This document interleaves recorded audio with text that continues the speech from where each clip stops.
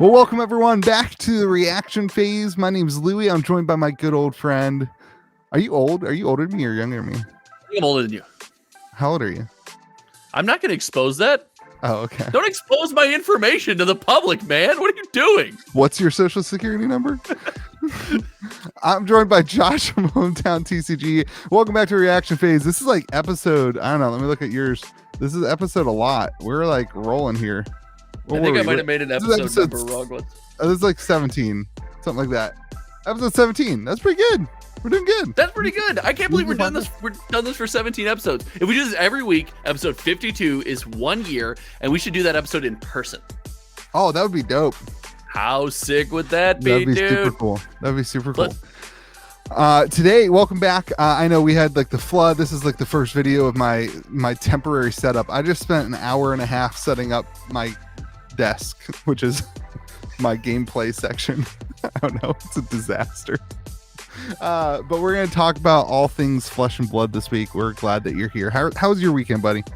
Dude, it's great. Sorry, I'm muting my phone because it just buzzed on my desk. No distractions from this incredible content. Dude, my weekend's been sick. Actually, before you called, I got together with a buddy and I was playing Flesh and Blood and I was having a blast. And then he played Starvo and I stopped playing Flesh and Blood. And I stopped having a blast. I just stopped playing. I was like, oh, okay, thanks. We'll get into that a little bit. I've been watching Twitter. People are like still roasting the meta. We'll get into it a little bit, but yeah. Anyway. How about you, man? You are literally Louie coming live to you from Atlantis. How do you feel, dude? You discovered the lost city. You're down there amongst the fishes. So this is the fourth time this company will be coming tomorrow to fix my basement. Get a new company. Well, like it's under warranty. So if I get a new company, I got to pay money again. It's 10 grand. So anyway, it's like it's a mess. But what's the line from Tommy Boy? Fudge. I don't know. The guarantee. Yeah, I could slap a cow turd in a box and tell you guarantee you got cow turd in your basement. And they just guaranteed the turd. Yeah. Anyway, so they're coming. Anyway, it's a mess, but it's fine. It is what it is. I got to be a little bit more stern with them this time. But I'm going to tell you a hilarious story, and then we'll roll into what we're talking about. I drove 3.5 hours this weekend without my key to my car. got this is like, so my basement flooded on Friday. Saturday morning, my wife was running a marathon. So my basement flooded Friday morning, Friday afternoon, very early afternoon. My wife left at 3:30 to drive 3.5 hours to go to where she was doing a marathon. She stayed the night, and then I was driving up. It was like a marathon in mimosas. And so she wanted to be able to drink a bunch of mimosas and not have to drive 3 hours back. So I drove up. Yeah, this is like a whole thing. So I drove up and dropped our kids off, and our car has like the key fob. And I dropped our kids off, and the key fob was in the diaper bag that I gave to our grandparents, my wife's parents. And then I continued to drive. Like the car was already on. Got out of the car, did the marathon. I didn't do the marathon. Did the mimosas, hung out, got in the car to go home, and the car wouldn't turn on. It was 3.5 hours. So hold on, ladies and gentlemen, we're gonna get into some stuff, but there's a lot to unpack here. First and foremost, the basement's still flooding and it's still pouring down. Is this a marathon or a marathon of mimosas? Because I am in on one and I am out on the other. It was a half marathon, and then at the end it was like it was at the Greenbrier. It was like an all you can eat brunch and mimosas. And so I paid $60 to have brunch. All you could drink mimosas. I couldn't drink mimosas because I was planning on driving home. I could have drinking a bunch of mimosas because I sat in the car for 3.5 hours, waited for a tow truck. Did you get towed to a dealership? No, so we had AAA, so we towed halfway home, and then the grandparents came with the. That's the best use of AAA. Yeah. You just got an hour and a half tow. 100 free miles. 100 free miles. Yeah, it's crazy. Anyway, this is a Flesh and Blood podcast, not a Louie's Horrible Life podcast. But that was my weekend. Can we do a Louie's Life podcast? Because I'm way more in on this than playing against Starvo. Nobody wants to do that. What is going on? I rather have played against Starvo than done my Saturday. I challenge you. Prove it. All right, here we go. We're going to talk about the Pro Tour anticipation. We're going to talk about questions for James. Dude, you can't even get into the intro. If we were going to Pro Tour and had the opportunity, like Rudy does, to sit and talk to James White, what would our dialogue be? And that would be fun. And then History Pack Volume Uno. I have not gotten to open it. I'm pissed. My boxes got here Thursday, and I was going to do a video, and I had to watch your stupid box openings where you pulled the same 15 cards 18 times. First of all, that to get lightning to strike on stream like that was incredible. So my experience with History Pack 1 was I opened it. I was so jealous. Or did I? Or did I open it? I don't know. Maybe I didn't open it. I opened it, and then it was gone. Maybe I didn't open it. I am team hometown TCG. I'm also like, as you and I have a lot of conversations off camera about our channels, and I know how competitive you are about your channel, even towards my channel. I was so jealous of your views. I was so jealous I had to help you by posting it to all the Discord to get you to 300. Do you know what video that got more concurrent live viewers than? What? Monarch? Somebody opening alpha boxes. Oh, me opening alpha boxes? We're friendly competitive. We directly compare to one another. And that was in my mind, and I saw it, and I literally went, yes. I don't win often, but when I do, I'm going to gloat for like 3 months. Yeah, I mean, if I open product early too, I could get lots of views. What do you mean? The video went out on Friday. I don't know what you're talking about. All right. Then we're gonna do it. Okay, let's address this. I need to address this right away. It wasn't intentional, and once we realized that it was early, we thought we hit the date. We pulled the video right away because it was the right thing to do. We're like, oh no, oh crap. All right. So, are we gonna talk about the first topic ever? What are we doing? Pro Tour anticipation. I'm off. Dude, I haven't made a video in 3 days. Okay, so I misled you. We're talking about Pro Tour now. Okay. Yes, I misled you. You are not going to the Pro Tour. And I told you I'm also not going to the Pro Tour. And that's currently the plan. But due to like life situations, and the dog just had like ACL surgery, right? Mm-hmm. So I have to carry her up and down the stairs. We assume she's not going to be able to walk up and down the stairs by the time Pro Tour comes. And my wife can't exactly carry the dog right now. So I have to be the one that carries the dog. But if the dog is able to comfortably walk up the stairs, I have a ride waiting for me, and I might drive to New Jersey just to see if Rudy will sign my man boobs. So I lied to you. I'm not going to the Pro Tour, but if you go, then I'm gonna, the competition's gonna kick in. And I'm gonna be like, you're driving through West Virginia, pick me up, let's go. I'm like, it's just me in a car. I'm like, oh man, sorry, no full car, dude. I have so many friends. All right, well, I hope you get to make it, man. I really do. I hope we both get to make it. I think this is gonna be. Yeah, that's my wife works. Be rough. That's gonna be rough. Works nights in the ER, so it's just like hard to get away. But what do you? Okay, so you got this Pro Tour. What do you think? Let's just talk about the atmosphere of the event. I know it's centered around the Pro Tour, the professional play and all that, but there has been a lot of side events announced. There's been a lot of people that are going that I know of, at least, that aren't invited to the Pro Tour. They don't have an invite. What do you think about the event? What do you expect to see? What's like success for you? What's an awesome experience? So I anticipate there being more people than Vegas than last year. Vegas was like 1,100, 1,200, I think. I think so. I would think that Flesh and Blood has to have grown since then. And this is certainly a bigger event in terms of, like, don't you think?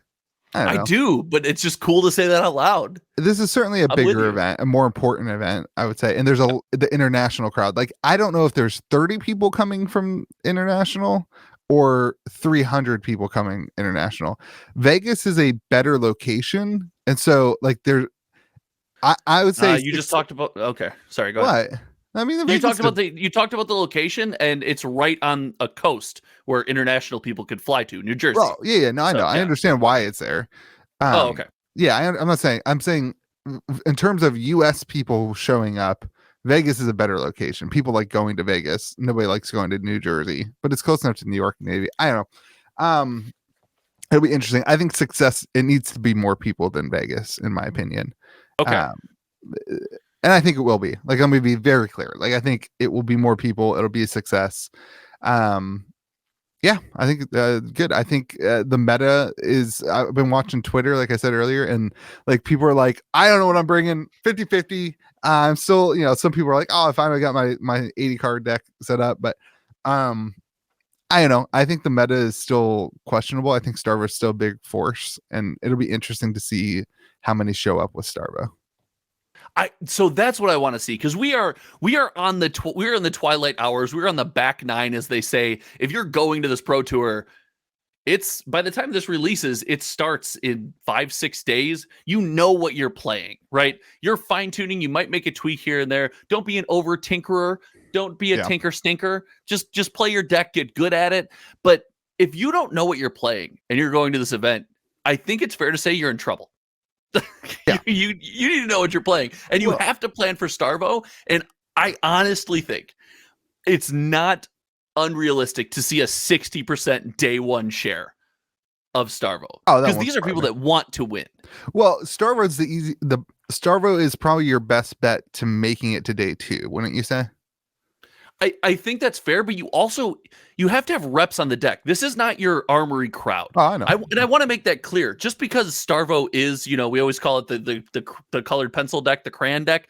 I still think if you want to make it to day 2 in this crowd, you will get beat by people who have hundreds of games against Starvo. If you don't know what you're doing, you'll get crushed. Yeah. So it's going to be crazy to see. But what do you think? 60% Starvo. That's my call. What do you think? Yeah, I would say between 50 and 60 is probably a healthy number. I mean, I don't want to disagree with you, so I'll say 75%, but I don't actually believe that. No, I think I think 50% Starvo will certainly be the case. I think that's I feel like that's a given. How shocked will you be? How cool will it be if it's like, oh, it's 30%? Well, maybe. I mean, there's like people talking about Casu right now, right? Like, because Prism's shown up quite a bit. Mm-hmm. That's the thing. Is, are you going to make the meta call to say I 50-50 Starvo and crush Prism, right? Yeah. I mean, there's enough other questionables that like it's going to be interesting at least. And I think that's why people are having a hard time putting it together, because Starvo is really good, but Starvo has some odd things. You know what I mean? Like Starvo's a little softer now without the 3 blocks and without the instant snap catch-up mechanic. He's a little softer. Yeah, Starvo's like us, Louis. Starvo let himself go a little bit. He's a little doughy around the middle. He's still powerful. He still commands a little respect, but he's a little soft. It'll be interesting. I think the metagame's gonna be super intriguing. I can't wait to watch. I hope the stream's really good. I'll be watching it for sure. We should. I want to do a co-stream. We should co-stream it together. That's what I want to do. I want to do a watch party on Hometown TCG where we watch the content. I just don't know how we can yelled at and crushed I will get. Oh, I don't know. You get yelled at and crushed. You can do whatever you want. I can do it. Wait, why? Why? No, that would be awesome. Let's plan on doing something like that, because that would be fun. I'm excited for the coverage. I'm excited for top tables. I'm assuming you also know a bunch of people going. Yeah. Oh yeah. There's tons of people from the server going. I will say the dialogue has been less than previous events. And that's what concerned me. Like, I think we roll into 800 people, something like that. Like, I'll be like, ooh, what happened? Like, we're down. But I don't anticipate that actually happening. I think there's going to be more international people than I think will be. And I think there's going to be, I don't know. I think there's going to be just a wider range. I think if you're within driving distance, you're definitely going. You know what I mean? 100%. And so, like, that's a big element to it. So, I don't know. Yeah. I'm excited for it. I'm excited to see. I wish I was going. It's certainly a bummer. This is where I've said it a couple of times. Like, I wish we had things planned out further, so that people with tighter schedules were able to make adjustments. But I think you're valid there for Vegas. I thought Pro Tour 1 in Jersey's been planned out for a while now. It was like a month and a half, 2 months or something like that. I can't remember exactly how much it was. No, I feel like it was. You think it's more? I do. And maybe I'm wrong, and maybe it's just my perception in my head, but this is where I would disagree with you. I agree with you for Vegas My Pro life's been so Tour. crazy. No, dude, you've been going crazy. You've been literally swimming through your house. It's fine. These things happen. But Vegas, I agree with you. I wanted more time to plan Vegas, and I'm sure there's reasons why we couldn't, but I want more time as an adult. I want I need to plan things out a little bit more. But Pro Tour, I think has been locked down for some time. So I think we got plenty of time to plan Pro Tour. I'm popping up. I found I just can't figure out where it was announced. But while you look at that, I want to say that with it being in New Jersey and the option for the international crowd to fly in, I think this is an awesome experience and an awesome time. Oh, never mind. Sorry. Which what? Continue. No, that was the March 18th was the announcement for France. I'm an idiot. Oh, okay. I just think it's an awesome time where people that have been discussing this game or maybe interacted on Twitter or on YouTube or something or in the Discord, they're gonna have a chance. This is that chance to meet your overseas friends. And I know with Skype and Discord video calls, it doesn't feel as distant as maybe it used to. But this is going to be a lot of people's first time meeting and first time playing Flesh and Blood together in the Flesh and Blood. This is going to be a sick event. If I could go to one event this year, it would be this one. I'd try to make this one happen. Especially with the international crowd coming. That's a really, really cool dynamic. And we've had it in terms of Discord and Facebook, and the relationships are all there, and it's really cool. Right. That's how Vegas was for the US crowd. And this is a wider range. The first really world gathering, right? Yeah. It's super cool. And I think it's also cool to see, there's going to be a gold foil Eye of Ophidia or gold foil Heart of Faendal here. You know what I mean? There, it's gonna happen. You think so? Oh yeah. And to see that, it's that style of event. It's that big of an event that you're gonna have things like that are the first ever, maybe even a one of one that's never ever made again. There's really cool. That's going to be a really interesting and exciting element for people who care. I think for the whole community, things like that. It's a trophy, it's a prize, it's a not even looking at the monetary. It's an Olympic medal. You know what I mean? It's a right. And I think stuff like that. So that's based on the Eye of Ophidia being used for the Pro Tour in France. The artwork for Eye of Ophidia was used. So I gotcha. That's okay. The rumor. So I don't know. I think it's just cool. This a major event, lots of things. There's also a ton of questions, right? A lot of people talking about the question and answer with James White. A lot of people talking about the Rudy meeting. A lot of people talking about the Channel Fireball stuff. I mean, number one, I don't want to talk about Channel Fireball. Number one Pro Tour anticipation is let's make sure the event actually fires and Channel Fireball shows up. You know what I mean? I don't know, things like that. We're going to Falcor. They've been so. This week has been so wild with the Channel Fireball stuff that I hope that the event is run well, and that I hope that the drama's figured out by then. I hope the conversations, I hope James White and Channel Fireball aren't figuring out conversations in Vegas, or sorry, in New Jersey. I hope everything's worked through, and whatever the conversations are looking like are worked through before this. But okay, I want to talk about that because you mentioned that open Q&A with James White, right? Or open or whatever it is. I don't know what that is. I want to take a moment here, and this is my belief. I'm going to put my belief out on your channel, which is a little weird, but that's kind of what this podcast is from time to time, I guess. Yeah, so, this is people watch the podcast, not just our channels. Okay, well, this is. I think people need to use that forum appropriately. That is not the forum to ask.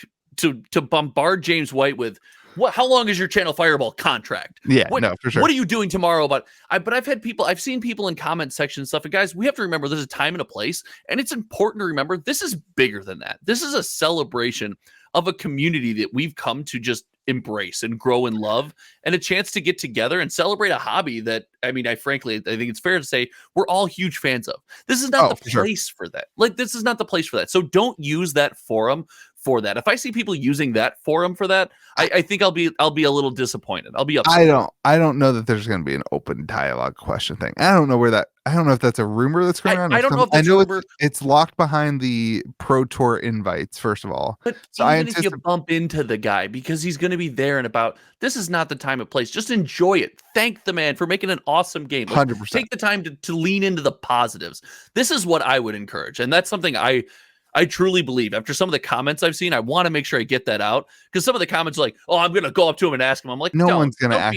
You actually believe people would actually do that? I don't know, man. Just don't. Even if I believe what I believe or not, just don't.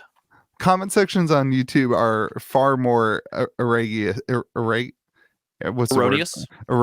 than actual real life. The people. I don't comment anything on the internet that I don't mean to do. Well, you're not the majority. I'm sure I don't. Well, first off, like, I would be very surprised if James White's just like hanging out. Like, I don't know. It's like I'm sure he'll do. He will be, man. I think he's a man of the people. I think it depends on how many people they're anticipating. It's like I don't know. So I think I think James White should cut his hair, and that he should play. Did we talk about this? Yeah, we discussed it. I think he should play, and I think nobody would know who he is, and it could just be like this, like, complete. He's got some secret tech, and he just stomps everyone on repeat. Everyone's like, "Who is this? Who is this mystery? This masked man?" He's like, "I told you guys, you're not playing Kano right. This is how you not do it. Playing the game correctly." Okay, so I'm going to put you in a seat. Okay, James White doesn't cut his hair, and you get to not only have Rudy's body for a day, but you get to have Rudy's seat at the table across from James White and have a conversation. Body. I want my own body. No, I want my own body. You don't get it. You don't get it. You're transitioning wrong. The question is questions for James White that we would ask James White if we had the opportunity, like Rudy, to sit down and talk. What would the conversation be like? I don't want to be Rudy. Perfectly. I don't want to be Rudy having the conversation. I want to be Louis. I want to make you Rudy, is what I'm saying. And I want to make Rudy Louis, and I want to make me. All right, I'll answer your question. If I was Louis and I had an opportunity to actually have, and this is not like what you're saying, like, you're not like walking up to James not White an open and forum. not an open forum. This is a private room, one-on-one or one-on-one with the LSS team. What would the dialogue look like? That's the heart of this part 2 of the podcast. This is not what you should be doing if you are hanging out at the Pro Tour with James White getting a beer, which I anticipate will happen. That's probably your best bet, to have a conversation with the LSS team. God, I just need to go to the Pro Tour. I know, right? This is such a bummer of an episode because we're not going. Man, I think, like, my conversation with James White, I think first and foremost would be like, dude, your game is freaking amazing. Do you understand? Like your game has changed people's lives, in a massive scale, in a major way. Like, I think, like, I don't know if I assume game designers, like, I don't know, how, like, you feel about your favorite band, or you feel about your favorite movie, where you watch it and it's just like you feel, and then, like, you meet the actor and the actor's like, I've never even watched the movie. Like, I acted in it and I refuse to watch it. And, like, they just don't get it. They don't understand how much it means to you. And then you fanboy and you're like, or have you ever, like, met your favorite band? You're like, oh my gosh, your songs got me through high school. Like, like, you say stuff like that, and then you're like, oh my gosh, I'm a 13-year-old girl, right?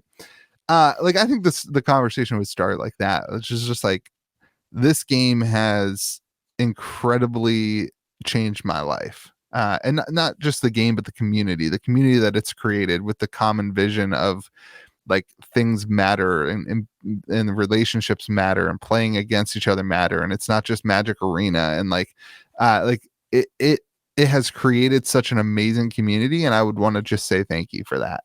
And I know, like, we've had all of our, like, whatever, but, like, I just want to say thank you for the community that his game has created, because it has radically, I quit my job, but, like, in terms of, like, my friendships, my relationships, it has radically changed my life, and, like, that means a lot to me. And I would start it there, and I would make sure that that is heard and understood. Um, and then I would talk about distribution. I would ask. My biggest question isn't anything of the past. I won't even talk about Channel Fireball. My biggest question would be, what is there a plan for helping stores have a regular supply of boxes? And I anticipate there would be some sort of interaction on Fab 2.0 kind of solves this. But we saw this with Crucible of War first edition, the wave structure of it, where it came out in waves, and so it then was allocated to stores a couple boxes at a time for 2 or 3 months. And the question of, do you anticipate that Fab 2.0 and the changing of unlimited in first edition will result in an easier experience for new stores, or for stores where they don't have to order as many boxes as possible up front because they don't know when they're ever going to be able to get boxes again? Like with the new Magic sets, right? Like you can run out of boxes, and that next week you'll be able to order more boxes. You'll be able to you call your distro and restock. Yeah, you don't have to order 1 million boxes up front for a 6-month window until the next set comes out, because that they're going to have stock of it. And I think that is the root of a lot of the problems for the way that Flesh and Blood has happened in the past, and the high price swings and the ups and the downs, and I think the idea of I think that's an important question. I think that's probably the most important question from a distribution aspect, and that encompasses everything. Obviously, if you're giving half your a third of your print run to Channel Fireball, that affects it. Obviously, if you have bad contracts, I think all that stuff weighs in. At the heart of it, though, the root of the issue is, are you solving that issue, and how are we solving that issue? I think that would be the focus of the conversation, in my opinion. I think that's fair. I think you're going to touch on what's most important to you. If you ever get the opportunity, right, to sit down and have a conversation, if either of us is ever lucky enough to have that conversation, we're going to both touch on, things that we've hammered out that are extremely important to us. And you have, not question, the word question always implies this negative connotation. You have always challenged that aspect of the business and saying, I want more. I want growth. I want expansion. I want people to feel the way that I feel. So I think it definitely makes sense that that's your question. But my question isn't as deep rooted as yours, because it's kind of been something that I've really come across ever since I made the channel change. And I've been doing the channel, by myself and stuff like that. Now that John is a professional Flesh and Blood player, essentially, right? Like he's grinding Flesh and Blood. He's an awesome player grinding games. Ever since I've took over all of content creation, I've really had this desire to see, like, walk into somewhere and see people playing Flesh and Blood. I've walked into a Starbucks before and I've seen people playing Magic the Gathering. And I've walked into a mall and I've seen kids opening up Pokemon, right? I have this strong desire to reach a point in my life where I walk in somewhere and I see people opening or playing or talking about or on their phones looking at a release about Flesh and Blood. And so for that to happen, I've been adamant in the last, probably 3 months that I need a couple things. I need the player base to expand. We have to find avenues for new players to get into the game. And also, I need to know how a store that is opening its doors in 2022 makes Flesh and Blood a pillar of its business. And this is a question I've been hammering on, especially a lot in the last month and a half. Yeah, we talked about it a little bit last week. Yeah, it's kind of been my siren song, right? Is I want new game stores that open their doors to feel like, because right now, if you're a game store, you open your door, you're carrying Magic, you're carrying Pokemon. I want Flesh and Blood to be synonymous with that. This can be a core part of my business that I know is just the reliable product and community that I can open my doors and boxes will come in and product will go out and people will come in seeking it, right? I want that to be able to be the pillar of a store, of someone who just has this dream of owning an LGS, right? And they can make Flesh and Blood that pillar. So my question would be centered around, like, hey, what plans do we have to make those two things possible, right? To increase the size of our community, to constantly grow the number of people playing and experiencing Flesh and Blood, but also from the business side, how does it become beneficial for me to center my business, my well-being, my day-to-day around Flesh and Blood. And neither of those things as a content creator directly impacts me. Obviously, any Flesh and Blood growth is always great for me. But so those would be the two questions I would definitely ask. And I think just from the communications we've seen this shift in communication in LSS, and it's been this positive ability to communicate, right? These new announcements. So I think they'd answer those really well. And then the third question would be, how do you guys not afford better security? How is Hometown TCG in here asking you this question? Like, you can do better than this. What are you doing? So that would be my third. And they'd be like, well, you're huge, and we were terrified. I think like, you deserve a seat at the table. I do, but only because Josh having a seat at the table. I do, but let me explain why. I'm 6'8", 263, and in America they make us huge, and people from overseas are like, "Oh, those people scare me." Yeah, sure, sit down. If you're sitting, you're not standing. This is way better. Wow. Yeah, you're gonna threaten your way. Oh, but not intentionally. I'll do it with like a big smile. I don't know. Rudy's video this week was a little bit like, whew, what are those conversations actually going to look like? Oh my God, I lost you again. Keep going. That? I'm going. I'm coming back. I'm not editing this. I don't have a computer to edit. So, dude, I'm coming back. Yeah, like I think like a lot of the dialogue is wrapped up in Channel Fireball, and I hope that conversation goes well. Like there's a lot of dynamics to it, and yeah. Anyway, that's interesting. I believe it will. Let me get my beliefs out there. I believe this is going to go well. I mean, like I've always erred on the side of positivity, but I really think that you and me know these things don't happen without hearing about it. If something happens about our channels, we were just talking about something that happened with my channel, and a buddy said, I knew about it in like 5 minutes, and I'm nowhere near what LSS is. LSS hears these things, and they're addressing things, and they're 100% capable. So I think now that what's been said has been said, and those conversations are going to go well, pivots are going to be made. I'm excited. I'm back on my stupidity positivity mode. I really think it's all going to go well. I'm psyched. I can't wait. I think the Rudy conversation is going to go well, and his next video is going to show us when Rudy's down, he wears his emotions on his sleeve. Like, you just want to hug that man. Yeah. And after that conversation, we're going to know how it went based on like just his body state, his emotions. Like, I think we'll know. And I think like LSS, I mean, I think you're going to see something happen on Channel Fireball. That is pretty abundantly clear, in my opinion. Like you're gonna, and not just because of what they're doing, but because of rumors that have been swirling around. That I got some theories I'm making videos on. I'm not willing to expose. Yeah, but like there's like been conversations about product trying to be sold. There's been conversations about potential buyouts. There's been people messaging me about Channel Fireball potentially being for sale. I mean, there's like a million.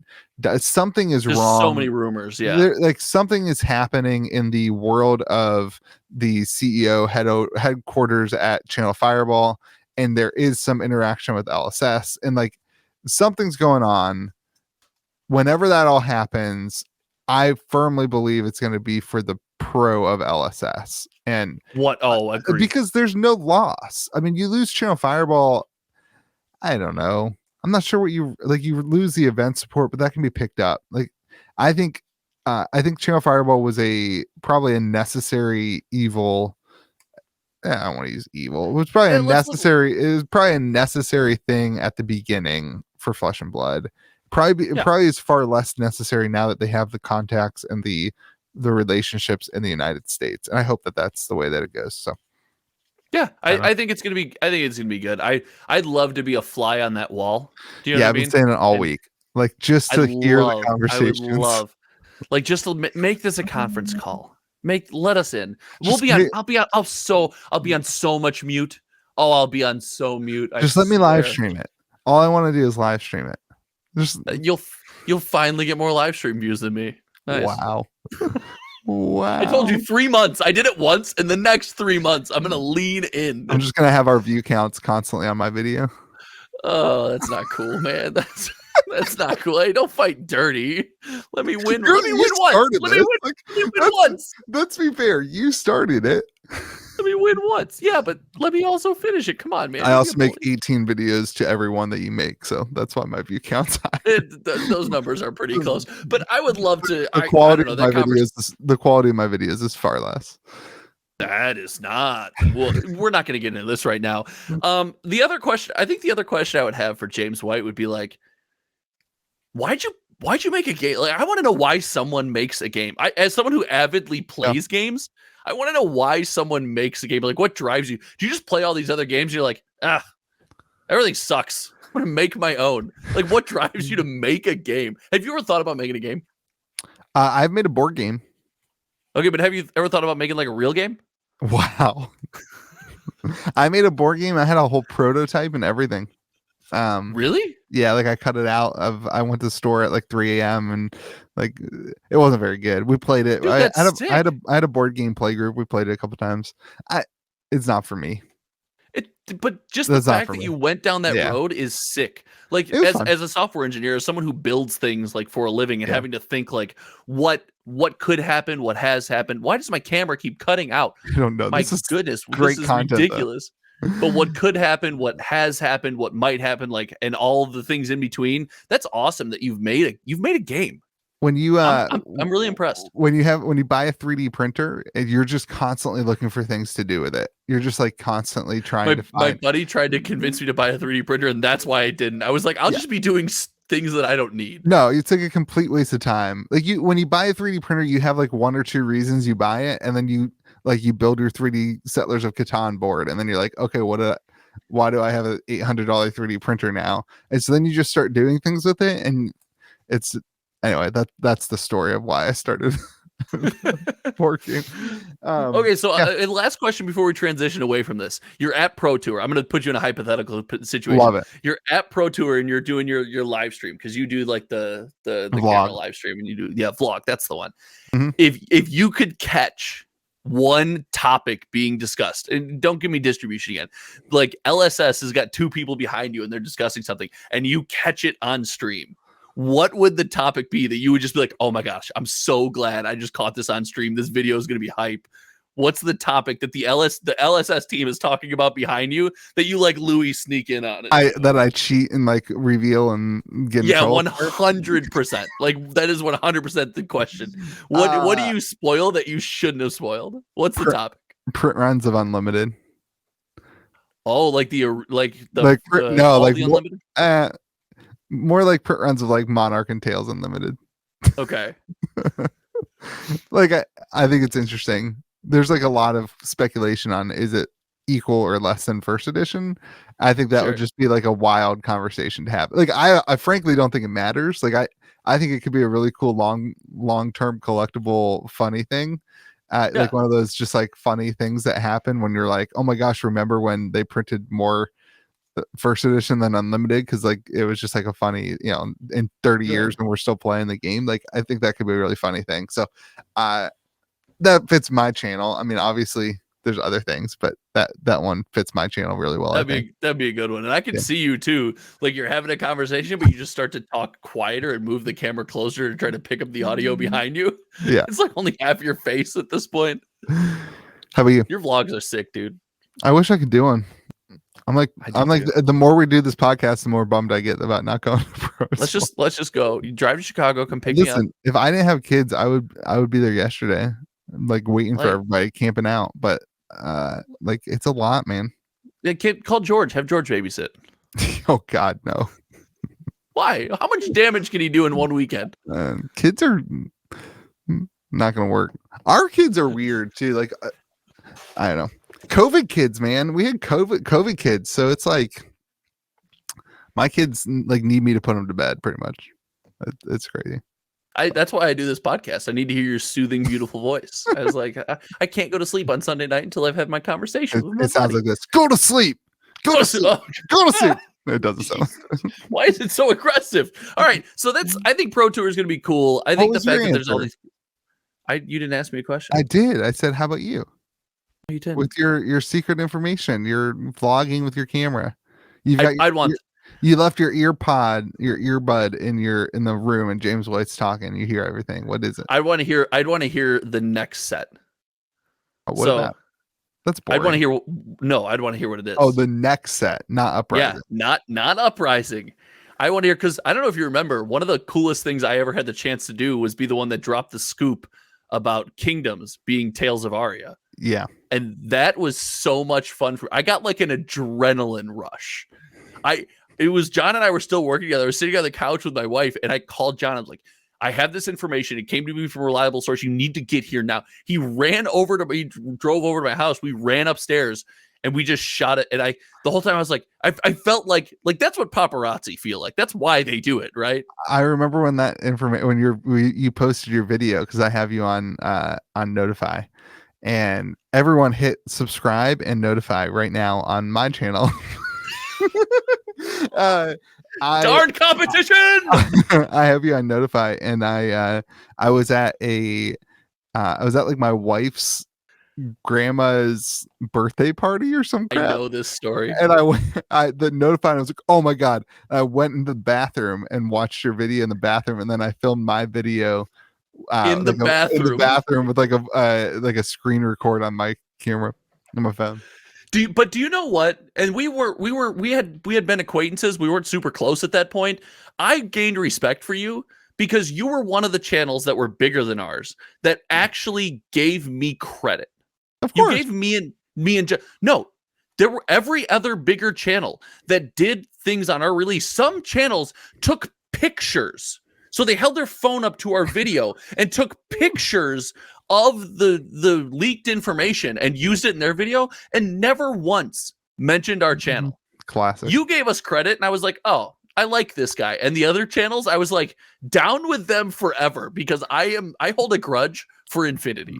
I have always and will always be pro new to YouTube channels and pro working together until you make a video bashing me and then you're not coming back on the channel. Like that's it's pretty simple. Turn off Notify this week. turn off Notify this week, my dude. No, but dude, that was such a wild time. So I would go back to that. I'd want something spicy to so I could get into those shoes again. And the last time I tried to get into those shoes was the bingo video. So I don't want to get in those shoes. My gosh, you're so funny. The bingo one's my favorite. I took those shoes off. You called me that night. You were so upset. It was so funny. I thought I was going to kill my whole channel.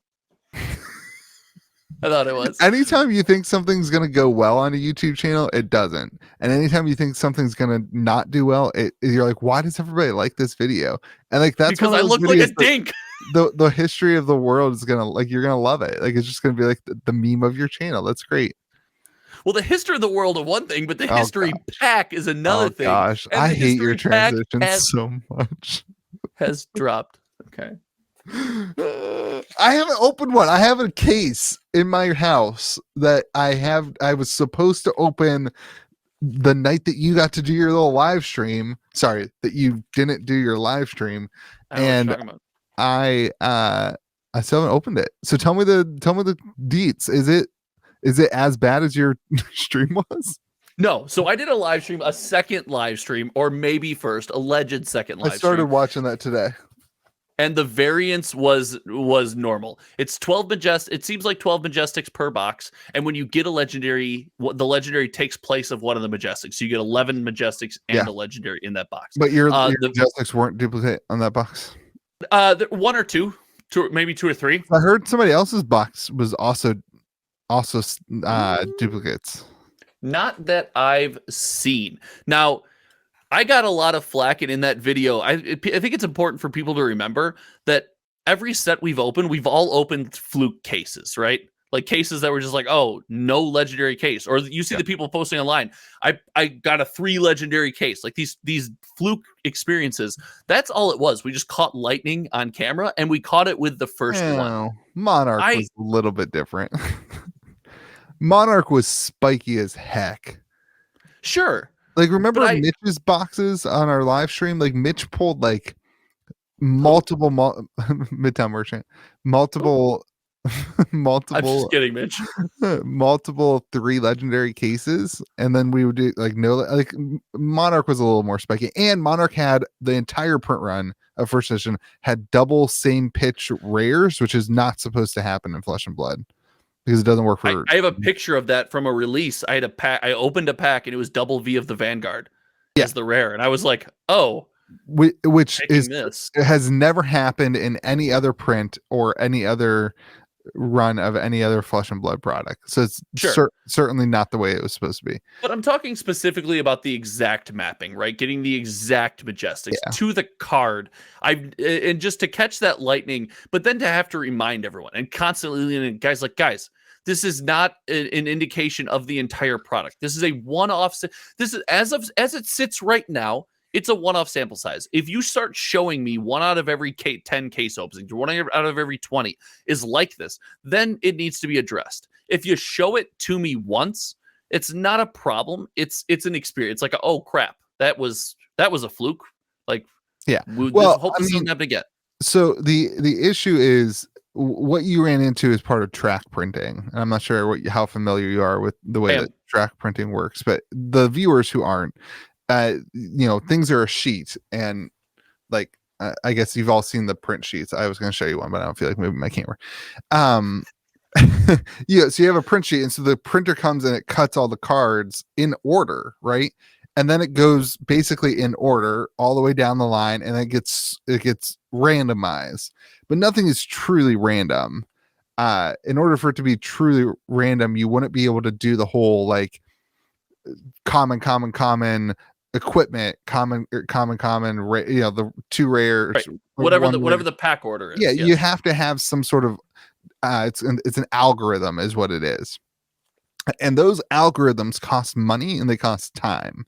And I fully think LSS 100% would be like, I'm spending the money to make sure the packs are randomized correctly. But Carta Monday is a massive printing company, and they are more than not more than ever, but 2020, 2021, and even 2022 has been wild for printing for TCGs. And so all it takes is to be like, 1 day behind schedule and be like, oh, we're done sorting, or 1 day behind schedule. And one of your boxes could have been from a brick, from a pallet, and that whole pallet could be not right. The whole pallet for the whole print, but then the next pallet was the next day when they sorted things the right way. So right. Yes. Just anything at the factory. Yeah.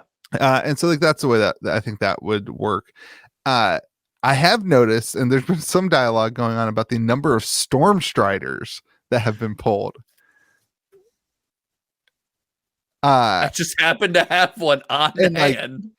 Another thing that could have happened, and I'm not saying that this happened. We have the sample size is far too low, but another thing that could have happened is that the track printing puts a bunch of Storm Striders on these pallets over here, and a bunch of whatever on those pallets, and all these pallets over here, the Storm Striders pallets got sent to United States. To the United States. Okay. Like that's something that legitimately could actually happen. It doesn't mean that they printed more Storm Striders. It just means that, the Storm Striders section got sent to one, which there was rumors one group got all the Storm Striders in the world. There was a lot of tracking of Monarch first edition, and this is the stuff that some people don't remember or weren't around for or didn't hear because it didn't get a lot of press. But there was like tracking going on for Monarch, and a large group of people believed that the boxes from Southern were way easier to pull fables from, and they were calling. I remember people were calling stores and asking them, where did you get your boxes from? And if they got them from Southern, they were buying them. If they got them from PhD, they weren't. It was like That's whole crazy. thing. That's wild. Yeah, there was these whole conspiracy theories, and I don't know if any of that's true or not. But so I got a favorite conspiracy theory before you go on. So make sure you just don't leave this topic without tossing to me. Go on. No, I'm not going on. That's all I had. Because it's for you.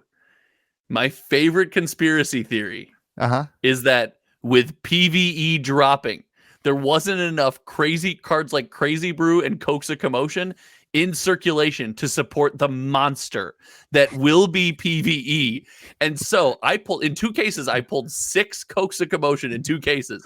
Wow. So the theory is that Cokes of Commotion is stuffed in this product to make sure we can enjoy PvE. And I made a mental note. I'm like, I have to ask Louis, are they pushing PvE onto unsuspecting victims? Somebody should have been talking about Cokes of Commotion for the last year. I don't know why the rest of the community is just getting on board. Until we just turn it into a backpatting session. I have been pumping Cokes of Commotion for way too long. No, I don't know. That could be true. I think a lot of that's their reprints are. All right, let's get into actually talking about history. But this is a terrible podcast. Sorry, everyone. This is horrible. This is apologize for my presence. No, this is just bad. This is like one of those things where people go, "This was my favorite episode." I'm like, wow, that was not the way I thought it was. You don't have great taste and you suck. What was I saying? I don't even remember what I was talking about. Oh, the reprints are weird. Like Last Ditch Effort. Yeah, I opened my first Last Ditch Effort. That Last Ditch Effort was a cool card. Last Ditch Effort is like 10 cents.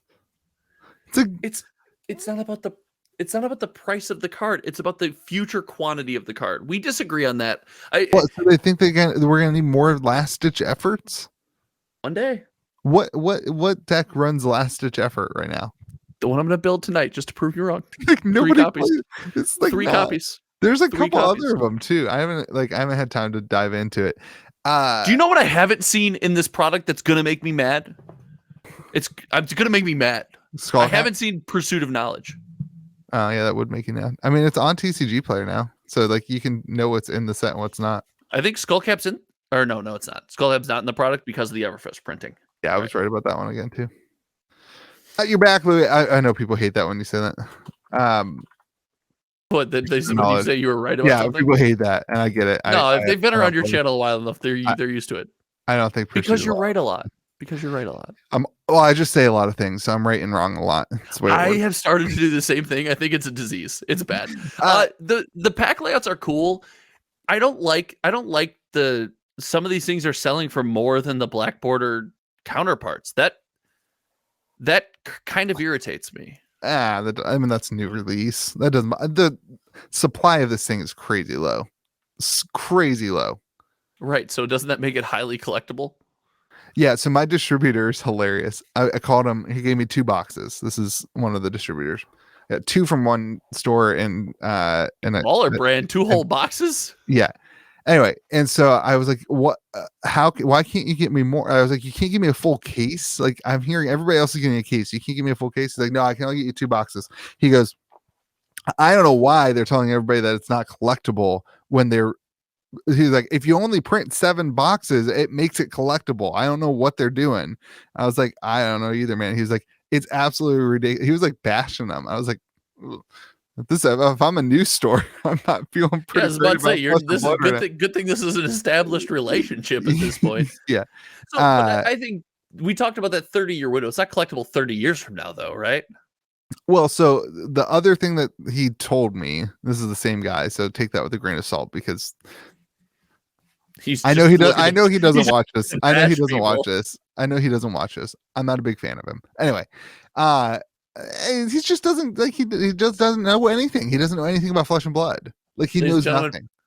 Let's pour one out for Louis' last distributor relationship. It's fine. He doesn't know for lost homies. He doesn't know anything about Flesh and Blood, and I don't want to get into it, but he did say that this will be in print for 2 years. And so I think like the next cycle of the print will be much bigger. I think people who are don't spend money on the white border. The white border product, I don't understand who it's for. I've said this since day one.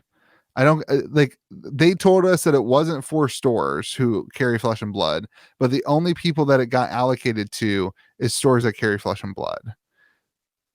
I said it's not going to make cards cheaper if the supply is so limited. So what was the I think the point of this is that in 6 months you're going to see a lot more of it.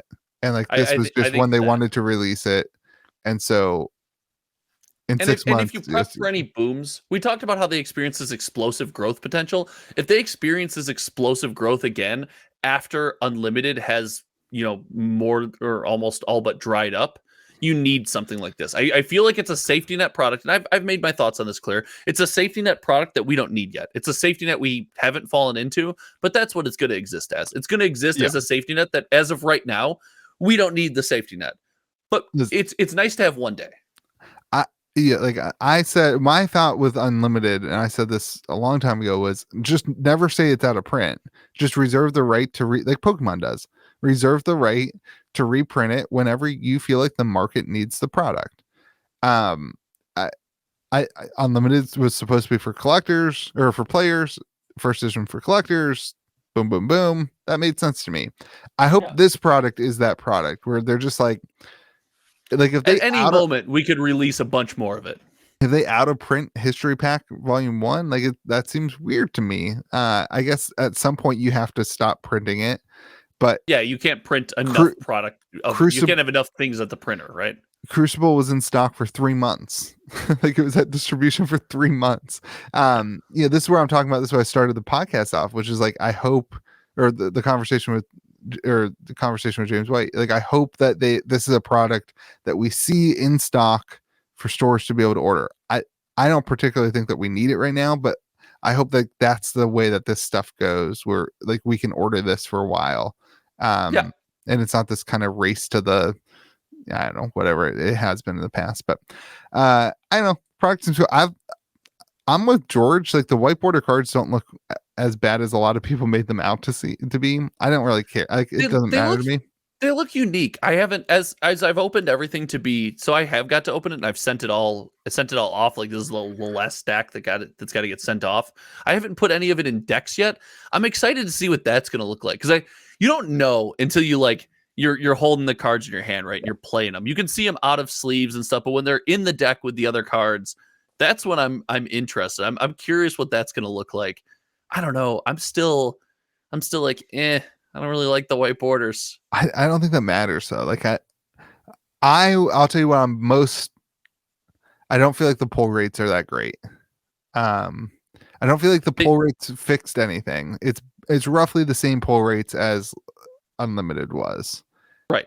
What was your box? You got 0 legendaries in one case and 1 legendary in the other case? 2 legendaries in the other case. Oh, okay. Cool. And from everything that I've heard around the community, it's 2 legendaries per case, 12 majestics per box. Okay. So a legendary every half box. Yeah. So that would be basically 1 legendary every. No, sorry. I said that backwards. 1 legendary every 2 boxes. Sorry. Yeah. Half a legendary every box. So that's exactly what I anticipated the pull rates being. That was a late night. Yeah. When we talked, like, remember when I was like, what is like, right. You laid out all that math. Yeah. That puts the price per legendary at roughly the same price as was in Unlimited. It's cheaper. It's cheaper by like 5 to 10%.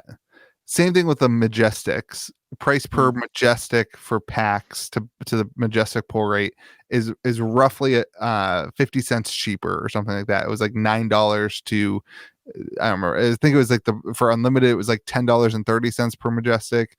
And for this, it would be like $9.30. So it's a little bit cheaper. I wish it was more cheaper because I just don't think that this product is going to do a good enough job at like, I just don't think the pull rates are good enough to make it better for a new player to get than Unlimited was, especially when Unlimited is still out. But like if they keep it super, I don't know. I don't know how to feel about it. I'm gonna be honest. I've been trying to figure it out. I've been trying to feel about it. I've been trying to not be just negative. I just don't get it. It doesn't resonate in my brain. It doesn't compute what the product is for in my brain.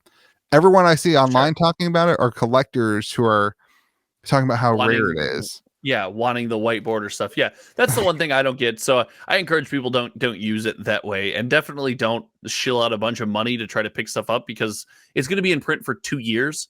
If you're not familiar with other TCGs or Magic releases, like go ahead. Hold on. That is according to my distributor. It's going to be. I would not quote that guy. I would not quote him. Well, I'll spread the misinformation. I'll spread the guys. You heard it here right on this channel. It is confirmed. No, it's cool. I don't know. We're both kind of. I think the jury's still out. It's too early to make a judgment on History Pack 1. Jury's still out. From someone who did get to open it, they went back to plastic packs, which I got a lot of comments. A lot of the chat was like, "Why did we go back to plastic packs? I missed the paper." I was worried about the paper. I'm surprisingly fond of the paper. Like after opening. By the way, how do you do it? You go through phases where you do like a lot of box openings sometimes. My hands hurt. Yeah. I was like, this is ridiculous. And I'm so nervous when a pack like wouldn't open. I'm like talking to chat. I'm like, everyone's watching me fail to open this pack. It's so much pressure. I couldn't do it. It helps if you don't have soft baby hands, which I anticipate you probably do. I'm going to hit you and then we'll find out. Okay. Man hands. You said something right before that. Oh, the paper packs. So they said that paper packs weren't going to come out of any printer other than Belgium for the time being. Did. Yeah, in their paper packs announcement, they said Belgium's the only printer that has the capability to do it right now. We're working on getting them to. So anything printed in Belgium should be paper packs. Anything printed in their Japanese printer or their American printer, which they told us they had when Tales of Aria came out. When we've never seen Tales of Aria never seen. What's going on with that American printer? I still want to hear about it. Something happened. Do you remember that? I remember that there was an American printer for Tales of Aria, but then maybe there wasn't. No, they said Tales of Aria was going to be printed in America, and then everybody got the box and it was all Belgium. Well, that's because look at the meta. Look at Starvo. We break everything. That's what they were like. Oh no, get out of here. So I don't know. It's cool. History Pack Volume 1 is cool. This podcast is divulged into just us chatting. Yeah, that's how it sometimes is. All right, let's get on the market. I don't know. There's nothing going on in the market. The market's kind of. What do you mean? There's whiteboard cards in the market. The market's experiencing a surge right now. The market is just popping off, and you don't want to talk about the market. There's a couple of people selling higher end cards that aren't moving in a couple of private Facebook groups, which is interesting. I won't get into what they are or but they're just kind of sitting on the market, which I think Pro Tour has this effect where people need to pay for their travel expenses, and especially overseas, and they use cardboard to do it because that's what makes sense. It's a hobby. And so I think we're going to always see that. And that's definitely something that's been the case over history. And so that's definitely something, if you are somebody who believes in the game and wants to pick stuff up, wait till big events and then, pick them up when the market kind of has a downturn. Also though, like, man, like summer's about to happen, and summer last year was really rough for Flesh and Blood. Oh, I mean, I think summer's probably not super strong for TCGs because people go outside. Yeah, like sun touches our nerdy skin. I guess I don't know why, but I feel like it was a little bit worse for Flesh and Blood, and hopefully it'll not be that way. Maybe it's just because of the demographic, right? Like the demographic of Flesh and Blood is like, I don't know, older than anyway. Like I don't know. I think it's gonna be an interesting summer. And then the new set coming out in the beginning of summer. I don't know. I don't have a whole. I'm not super bullish on the next couple months, especially with the way that the whole economy is. I think people need to not anticipate like free tendy season for. Just be careful. But this is also a really good time to buy things. Like, don't be like Rudy always says it. Don't be a hero. Like, buy one or two things a month. Like just kind of pick up a couple pieces. I think you're gonna have plenty of time to buy stuff. There's cards sitting on the market, and to me that says, okay, this is a slow period. If you're gonna pick up stuff, pick it up slowly, not like we were doing in 2021. So anyway, I think that's just great advice all around. I'm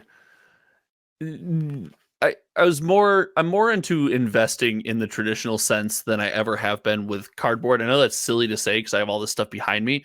I have this constant fight with people in the collectible world where they talk about their collectible investments, and I remind them like it's not an investment until you realize that investment. And like if you buy all this stuff and you never sell it. Yeah. You're not investing. You're just collecting stuff. Just collecting. Yeah. Yes, Well, that's there's a difference. Weird balance. Yes, but there's a difference. But a lot of people are like me, and they'll have all this stuff on their sell. I struggle with the selling. That's where I struggle with. I've contacted you and been like, hey, sell my Monarch for me. And you're like, no. And I'm like, I don't know how to do it. I get yelled at. One time I sold a alpha box for somebody and I got roasted for selling an alpha box as Louis. I got roasted by like 8 people. And it wasn't even my freaking box. I was selling it as a favor to somebody in the Discord server. Well, look at that. Double up. Not only do you get roasted, I get my stuff sold. I'll pay you a nominal fee for that. This is perfect. Like I'm paying for the roasting. Not selling your Monarch. If anybody wants to buy Monarch, I will sell Monarch, but it's not going to be your Monarch. but I have that struggle, but I do notice, and I'm sure this is not like breaking financial news. The markets have reached a point of stagnation, and a lot of things are trending downward right now, and that's okay. That just happens. But when that happens, if you make these big moves and go all in on something, and then it ticks down, you could find yourself in a tough spot. So just know that these things are going to happen. It's normal. It's no reason to freak out. I don't want to hear in the next 6 months as things like slowly climb down across the world, not just in Flesh and Blood, where someone's like, oh, see, Flesh and Blood is useless. Look at the prices keep dropping. I'm like, yeah, well, that's because everything is dropping. The value of Microsoft dropped today. Like, of course it did. Like, calm down, Timmy. The only thing that matters for Flesh and Blood, and anybody who is investing in Flesh and Blood for anything other than this probably should find better things to invest in. Is the game around in 10 years? Is the game around in 20 years? And is the game around in 30 years? Yep. Short-term investing in Flesh and Blood, there's not a world. If you're going to short-term invest, you should be doing it in something else. Day trading with a $25,000 account and probably failing because I hear it's hard. Not anything that I know about. No. But if you did, you'd call your buddy Josh and we'd invest in it together. But I just don't think we're going to see quick anything right now. Especially like I'm tracking all the prices, right? Everybody is selling their decks right now. And I think this is going to be the world of Flesh and Blood.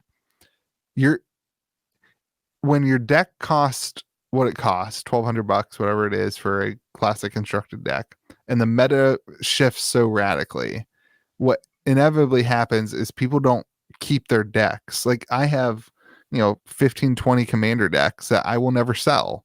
Doesn't matter. Like I don't think I will never sell them, but like, I think for Flesh and Blood, the meta changes so much or will change so much that you're going to see a lot of ups and downs in the playable market for sure. So I think that's fair. I think this is a commander deck. I don't really know what's in here. Yes. All right. Closing crazy comment section. Oh, do you want me to go first so you get the last word on your channel? We both actually picked them this week, which is beautiful. We actually picked him. We put in effort. And this week, I got to shout out Thomas Barkowski. Thomas Barkowski has been to a bunch of ProQuest events actually in the Midwest and around me. I've spoke with them on the side. Really awesome dude. He says, carpool to Vegas. Come on, Chicago crew. And I am so down if Louis pays for gas. I'll pay for gas from West Virginia to Chicago to New Jersey. Deal. Bet. You heard it here first. Let's go. We're going to the Pro Tour. If you end up picking me up and you get my kids to go to sleep.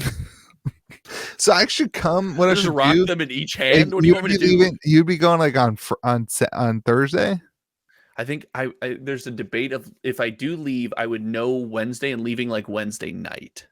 Oh yeah, I kind of do that. I would maybe be able to go like Thursday, hang out Friday morning, and catch a flight Friday night back home, West Virginia.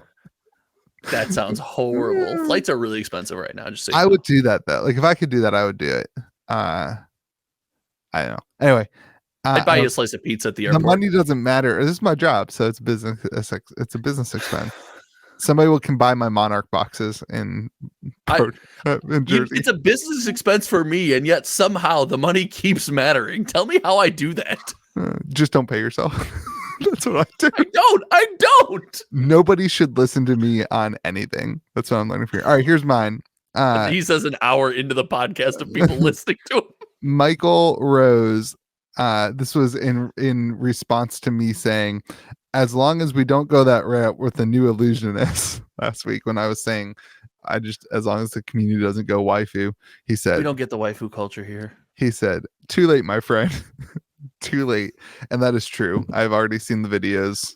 I have been angry at the videos and the comments and the posts about the waifu illusionist. Why can't we just like be excited about a new hero and be like, yeah, she's pretty, but she's also like cool and she's gonna fight really well and it's gonna be really engaging and super fun. I don't know. We need to be better as a community. I don't know. It's fine. It is what it is. It just makes me uncomfortable. I don't know. I agree. And there's certain card games, even someone on the shelf was trying to get me to buy some anime card game, and it was like had a bunch of anime like girls on it. I was like, I can't. I was like, because if this is ever sitting out at my house, my wife would be like, what is this? Like, and why is this in my house? I'd be like, dear, hold on. Let me explain. Like, I can't have that conversation. I choose not to. I choose not to have that conversation. I mean, honestly, it's not as much for me about the artwork. Like, obviously, like the new illusionist is an attractive female in a very attractive outfit. Like, it's not like they're like trying to make her ugly. I'm not saying to do that. I'm just saying we don't need to be like, I don't know. We don't need to talk about it like in a vulgar and anyway. I have a 2-year-old. Yeah, it's a weird. I have two daughters. Culture we don't get. I have 2 daughters and a wife, and like that's my personality. You have a wife who?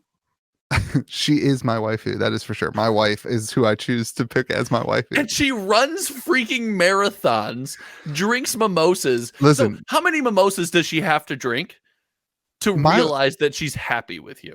Because I know the number for my wife. I have a number and I know it. Do you know your number? Ran a half marathon. We have a 7-month child, man. It's impressive. I can tell you this. No, that's crazy. I didn't give birth and I couldn't run. I could probably, I might be able to run a half marathon right now, but I shouldn't be able to. So somebody clip that. I did a 25K trail run that had like, this was like 3 years ago. That had like 3 major climbs in it. How much of it do you walk?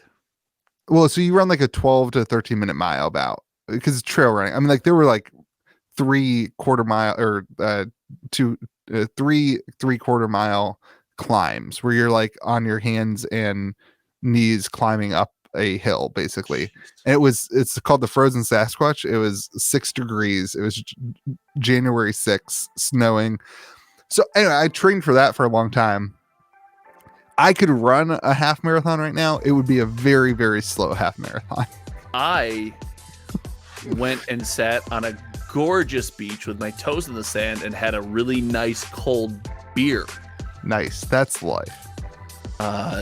There was no marathoning. The number of steps I took was less than the number of Ks you ran. Less than the number of beers I drank. Well, at some point that becomes inevitable, right? Because you hit a number of beers where you can't take a number of steps. Genius idea. I'm in for it. Full circle at the end of this episode. Episode 52 is you and I on a beach drinking beers. I mean, I'm kind of down. I feel like we can make it happen. What if when did we start the podcast? Do we start the podcast in winter? Are we just gonna be on a beach with a bunch of snow, freezing our butts off? We're gonna be in Bora Bora. Flesh and Blood's gonna have 3 million players by then, which will make our channels successful. Slightly Flesh and Blood has 3 million players. My channel would be about as successful. Slightly less failures. And anyway, all right, this has been a horrible episode, everyone. I am sorry. It's mostly my fault. It's been a crazy week, and I'm not going to use excuses, but we'll do better. Thanks for watching. I hate that outro, dude. I can't believe you threw this whole thing together last minute. Shout out to you. Shout out to you guys on this channel. Make sure you click that like and subscribe button for this video. Louis puts in a ton of work. He deserves it. He makes some awesome content. And you know what?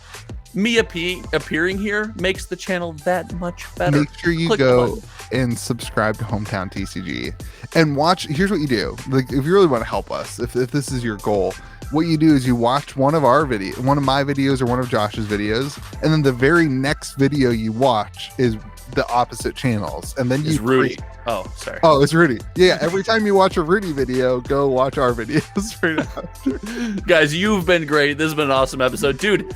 I hope you don't drown in your sleep. Don't sleep in the basement. I hope you don't drown in your sleep. Yeah, just don't sleep in the basement. I have to be editing the podcast that launches tomorrow morning. This content is underwater. Hope you guys have a great day. Remember to be kind to the people around you, and we'll see you again next video.